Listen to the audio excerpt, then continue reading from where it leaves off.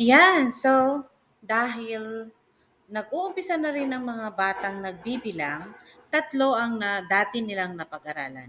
Pero nireview nga namin ngayong linggo ito. So let's count. Ayan. Ako po si Teacher Nova, ang kanilang bagong teachers.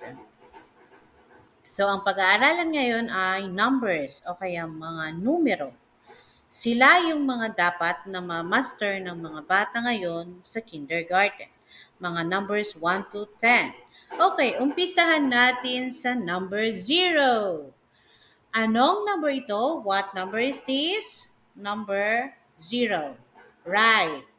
Okay, so meron bang dapat ilagay pag number 0? Tama. Wala. Ayan.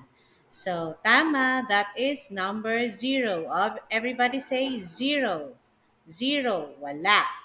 Okay, next. Number 1. Paano isulat ang number 1? Ganyan lang. Sulat mo lang siya pababa. Ilang prutas ang meron dito? Isa lang. Tama. One only. So, how many cats do we have here? Ilan ang pusa na meron dito? Cat.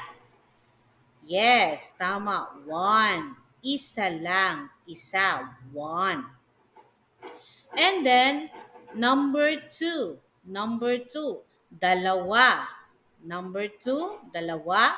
Ilang grapes, bukos ng grapes ang meron dito? Tama. Isa, dalawa. Okay? Anong number ulit ito? 2. Dalawa. Ilang pusa ang nandito? How many cats do we have here? Dalawa. Okay, tama. At ang huling na pag-aralan ay number 3. Number 3. 3. Tatlo.